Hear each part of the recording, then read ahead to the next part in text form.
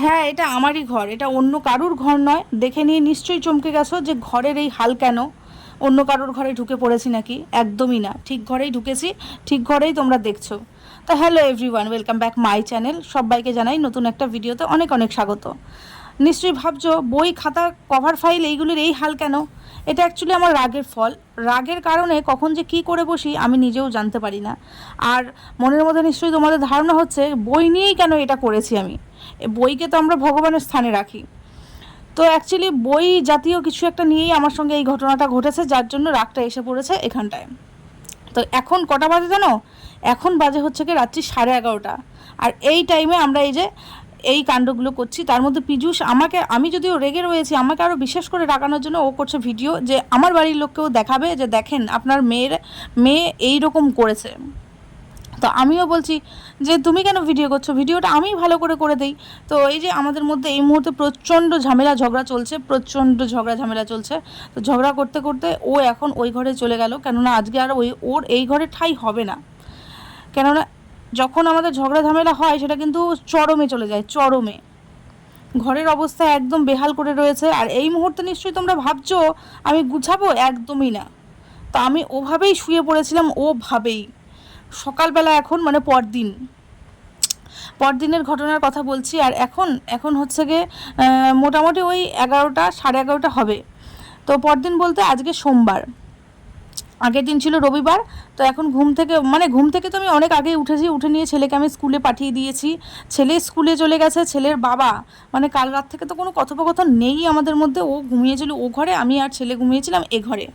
তো এই যে ওঠার পর ছেলেকে স্কুলে পাঠানো হলো, ছেলে স্কুলে চলে গেছে। তারপরে ও ও কিন্তু আজকে খাওয়া দাওয়া করে গেছে সেটা বলবো না, ও আজকে না খাওয়া দাওয়া করে চলে গেছে অফিসে। আর আমি, আমার কথা যদি বলো, আমিও না খেয়ে রয়েছি। রান্না করেছি, সব কিছুই রান্না হয়েছে, সেই রান্না ভাত ওরকমই পড়ে রয়েছে, শুধুমাত্র ছেলে খেয়েছে। ডাল ভাত করেছিলাম, ডাল ভাত খেয়ে দিয়ে ও গেছে। তো পীযূষকে আমি একবার বললাম, বেচারা না খেয়ে দিয়ে অফিসে যাবে, আমি বললাম যে ভাত বাড়বো, বলছে না।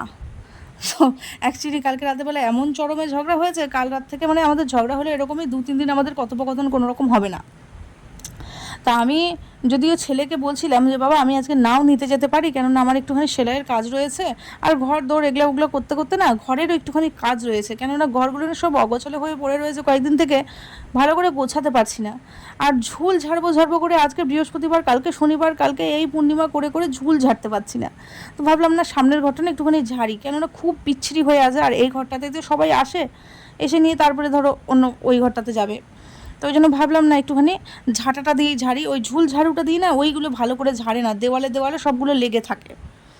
ওই জন্য সোমবার যদিও ভালো দিন, আমি ভালো করে একটুখানি ঘরটা ঝাড় দিই। আর রান্না বাড়ার সেরকম আমার কোনো আজকে নেই, মানে সব কিছুই রয়েছে।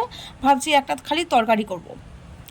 তো এমন হচ্ছে কি নোংরা হয়ে রয়েছে। আর সেলাইয়ের কাজ যদিও এই ঘরটার মধ্যেই হয়, বিছনাটা একদম বেহাল হয়ে থাকে। কয়েকদিন থেকেই ভাবছিলাম যে বেডশিটটা চেঞ্জ করব। তো শ্বশুরবাড়ি থেকে লোকজন আসার কথা ছিল, তো ওই জন্য ভাবছিলাম ওরা যেদিন আসবে সেদিনকে একদম পরিষ্কার করে দেবো। তো আসবে আসবে করে নিয়ে আর আসেও নি, আমারও পরিষ্কার করা হচ্ছে না। কিন্তু যে হারে গরম বেড়েছে, ওই সামনের ঘরটাতে না থাকা যায় না, এই ঘরটা একটু ঠান্ডা বলতে পারো। তো ওই জন্য ভাবছি এই ঘরটাতে একটু আমরা নিজেরাই বসি। তো এই জন্য ভাবছি একটু পরিষ্কার করে দিই। আর ওই যে আমি কি করছি জানো, বিছনা গোছাতে গোছাতে শঙ্কুর সঙ্গে গল্প করছি। শঙ্কুর ঘরে, ও ঘরে বসে রয়েছে। তো এইদিকে দেখছো এই যে আমি আবার বিছনা চাদর পাততে না ভাবছি এই যে এই ক্যাথাটা দেখে নিয়ে তোমরা আবার উল্টাপাল্টা কিছু ভাববে না। এই ক্যাথাটা হচ্ছে কি আমার ছেলে যখন ছোট তখন মা তৈরি করে দিয়েছিল, মানে দিদা তৈরি করে দিয়েছিল ছাট কাপড়ের। সেই ক্যাথাটা হিসু টিসু করার পর এই অবস্থা হয়েছে, ছিঁড়ে টিড়ে। তো পেতে রাখি বিছনার মধ্যে, তো গায়ে নেওয়া যায় না। তো দেখলেই আমি একবার ওই যে বিছনা চাদর পাততে চলে গেছিলাম শঙ্কুর ঘরে। মানে আমি মেইনলি যে কারণে আমাদের মধ্যে ঝগড়াটা হয়েছে সেই কথাটাই আমি শঙ্কুকে বলতে গেছিলাম। আর বলতে না আমার চরমে রাগ উঠে যাচ্ছে। আমি কালকের থেকে ভাবছি, বুঝেছো কী নিয়ে, তোমাদেরকে একবার বলে দিই। মানে কি হয়েছে বলো তো, আমাদের ঘরের মধ্যে না পীযূষ অফিস থেকে অনেকগুলো ডায়েরি পায়। এ দিল ও দিল, অফিসিয়াল ডায়েরি তো বুঝতেই পারছো। তো আমি না জমিয়ে রাখি, কোনো সময় আমাদেরই দরকার পড়ে। তো আমি না ছেলেকে একবার অ্যাস্ট্রোলজার দেখিয়েছিলাম, ছেলেকে কেন বলবো, আমি দেখিয়েছিলাম, আমার ভাই দেখিয়েছিল, পীযূষ দেখিয়েছিল, চারজনে আমরা দেখিয়েছিলাম। দেখানোর পর অ্যাস্ট্রোলজার যা বলেছে এসে নিয়ে না আমি ওই ডায়েরিটার মধ্যে লিখে রেখেছিলাম। যে ভুলে যাই কখন কি, সব কিছু তো মনে থাকে না, ডায়েরিটা দেখলে পরে মনে থাকবে। মানে বলতে পারো ওটা আমার পার্সোনাল ডায়েরি, আর কিছুই লিখি না, জীবন কাহিনী কিছুই না, শুধুমাত্র ওই সমস্তগুলোই লেখা ছিল, আর কিছু পাসওয়ার্ড লেখা ছিল। তো লোকের কাছে ভালো হতে গিয়ে না ঘরের মানুষের কাছে খারাপ হয়ে যাওয়া, বলে না এক কথায়, সেরকম করেছে পীযূষ। লোকের কাছে ভালো হতে গেছে, সেই ঝালটা এসে পড়েছে ওর ঘাড়ে। আর আমাকে দেখতে পাচ্ছ আমি এখনও পর্যন্ত ব্রাশটা করিনি, এখন কিন্তু দেখতে দেখতে 12টা বেজে গেছে। তো কী নিয়ে কথা হচ্ছিল? ভালো হওয়া নিয়ে, তাই তো? ওই ডায়েরিগুলোর মধ্যে একটা ডায়েরি স্যার বলেছে যে, মানে ক্যারাটে স্যারের কথা বলছি, ক্যারাটে স্যার বলেছে যে আমাকে এনে দেবেন, আমি ক্যারাটের যত ওই যে সূত্র কী বলে না ওগুলো, রুলস রেগুলেশন কী কী যত কিছু সব লিখে দেবে। তো ঠিক আছে, একটা ডায়েরি দে। আর ডায়েরি দিবি তো দিবি দুটো, আরও তো অন্যান্য ডায়েরি ছিল সেইগুলো দে। আমার ওই ডায়েরিটাই নিয়ে গিয়ে পৃষ্ঠা ছিঁড়ে নিয়ে দেওয়ার কোনো মানে হয় না। মানে আমি যেইগুলো লিখেছি সেই পৃষ্ঠাগুলো ছিঁড়ে নিয়ে, একদম নতুন ডায়েরি, আমি তো ইউজই করিনি, শুধু 2-3টে পৃষ্ঠা লেখা ছিল, ছিঁড়ে নিয়ে স্যারকে দিয়েছে, একটা উপহার করেছে। তা আমার কথা হচ্ছে গিয়ে, যখন আমার হ্যান্ডরাইটিং দেখলো তখনও কি ওকে দিতে হতো ওই পৃষ্ঠাটা ছিঁড়ে?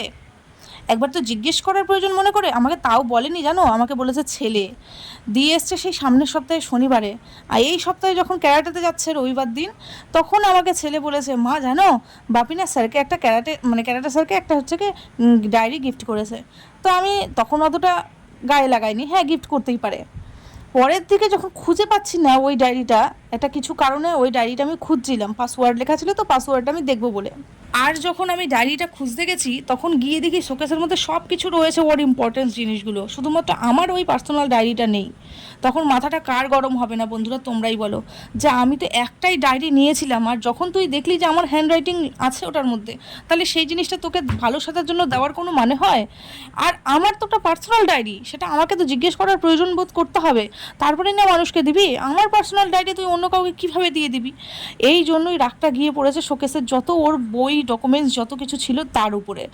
আমি ভাবলাম যে আমার একটা পার্সোনাল জিনিস থাকতে পারবে না, তাহলে তোর এত সুন্দর করে সাজায় রাখবো কেন আমি জিনিসগুলো? ওই জন্য সবগুলো ঢিলাই ঢুলাই ফেলছি। আর আমি বলছি কালকের মধ্যে যেন তুই যাকে দিছিস তার কাছ থেকে চায়ে চুয়ে নিয়ে আসবি। জানি সেটা সম্ভব না, তবুও।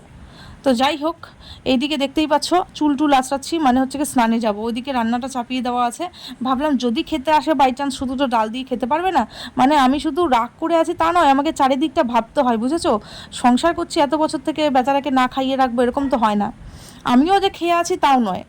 তো এইদিকে চানে যাব, ভাবছি না ছেলেটা বইয়ের ব্যাগ হাতে করে একা একা আসবে, চান টান করে গিয়ে নিয়ে আসি। তো চলো, খুব ভালো থাকবে। আজকের জন্য ভিডিওটা আমি এখানেই এন্ড করছি, কাল দেখা হবে নতুন একটা ভিডিওতে।